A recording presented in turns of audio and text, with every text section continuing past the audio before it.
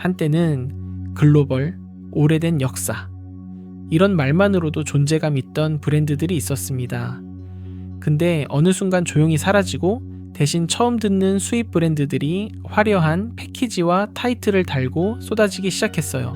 단순히 유행이 바뀐 걸까요? 아니면 우리가 모르는 거대한 사건이 시장을 흔든 걸까요? 오늘 집사대표에서는 브랜드가 만들어지는 구조, 그 속에서 숨겨진 시장의 함정을 아주 낱낱이 파헤쳐 보겠습니다. 저는 9년 동안 펫푸드 업계에 있었습니다. 단 하루도 떠난 적 없어요. 수입 브랜드가 들어왔다가 사라지는 거 수없이 봤습니다. 심지어 해외에서 타이틀 있는 유명 브랜드들도 한국에서는 맥을 못 추고 철수하는 경우가 많아요. 근데 여기서 더 신기한 게 있습니다. USDA, South Korea Pet Food Report를 보면요. 2023년 한국 펫푸드 수입액이 3억 700만 달러로 전년 대비 11.45% 감소했다고 말합니다. 수입이 줄었는데 새로운 브랜드는 오히려 늘어나고 있습니다. 그리고 이게 사료만 그런 게 아닙니다. 반려동물 영양제, 영양보조식품도 마찬가지예요. 새로운 브랜드와 제품이 계속 쏟아집니다. 뭔가 이상하지 않습니까? 제 체감상 오래된 브랜드는 한국에서 버티기 더 어려워졌습니다. 대신 유럽산, 미국산 이런 수입 타이틀을 단 신생 브랜드가 눈에 띄게 늘었어요. 근데 이 중 상당수가 같은 공장에서 생산됩니다.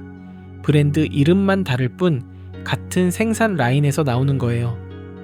오늘은 구조 이야기입니다. 브랜드가 만들어지는 구조. 그 구조를 알면 불안이 조금 줄어듭니다. 여러분께 전달드리고자 한 핵심 내용은 이겁니다. 브랜드 런칭이 생각보다 어렵지 않습니다. 구글에 이렇게 검색하면 공장이 나옵니다. 중국, 태국, 유럽과 미국의 제조사들. 2개월에서 3개월이면 브랜드 하나 런칭할 수 있어요. 여기서 ODM이라는 방식이 있습니다. 제조사가 이미 가지고 있는 레시피 중에서 하나를 골라서 자기 브랜드 이름으로 파는 거예요. 빠르게 시장 반응을 테스트할 수 있죠. 그래서 제가 진짜 걱정하는 건 이겁니다. 브랜드를 쉽게 만들 수 있는 구조에서는 누군가는 연구개발, 품질 검증, 안정성 테스트 같은 중요한 단계에 충분한 시간과 비용을 투자하지 않을 수도 있다는 거예요. 반대로 역사가 깊은 글로벌 레거시 브랜드는 어떨까요?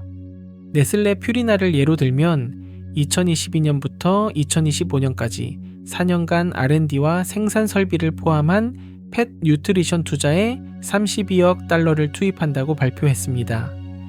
한국 펫푸드 시장 전체 규모가 약 1조 9천억 원인데 퓨리나의 4년 투자금은 그 2배가 넘어요. 이런 지속적인 R&D 비용은 제품 단계에 반영될 수밖에 없습니다. 저렴하게 만드는 ODM 방식보다 당연히 비쌀 수밖에 없죠. 여기에 물류, 환율, 인증, 통관 비용까지 더해지면 최근 국내 시장에 쏟아지는 ODM 제품들과 비교해서 가격 경쟁력이 떨어집니다.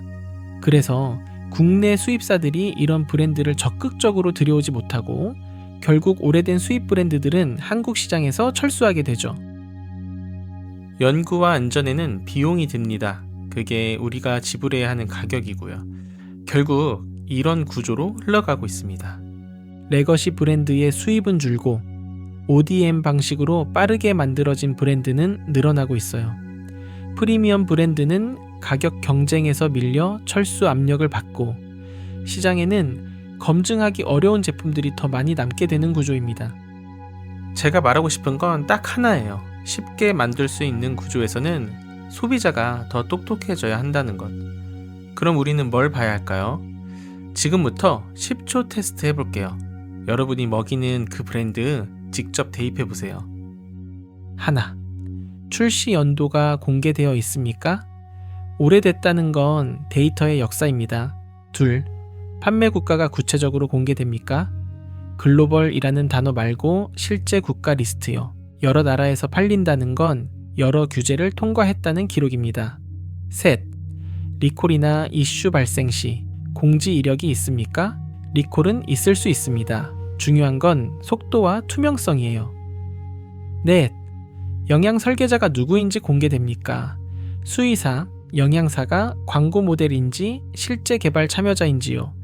다섯, 기능성 라인의 상품이 있습니까?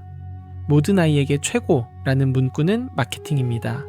체중 관리용, 시니어 전용처럼 구체적인 목적이 명확한지 확인하세요. 자, 몇 개 나왔습니까? 답이 없다고 해서 그 제품이 나쁜 건 아닙니다. 다만 우리가 판단할 정보가 부족하다는 뜻이에요. 정보 없이는 좋다 나쁘다를 판단할 수가 없습니다. 이게 시스템입니다. 우리가 만들고 우리가 고르는 건 팔릴 제품이 아니라 우리 아이가 먹을 밥입니다. 오늘의 결론은 어떤 브랜드가 좋다 나쁘다가 아닙니다. 우리가 스스로 판단할 수 있는 정보가 있는 브랜드를 선택하자는 겁니다. 여러분은 어떻게 생각하십니까? 댓글로 알려주세요. 지금까지 9년차 대표 집사였습니다.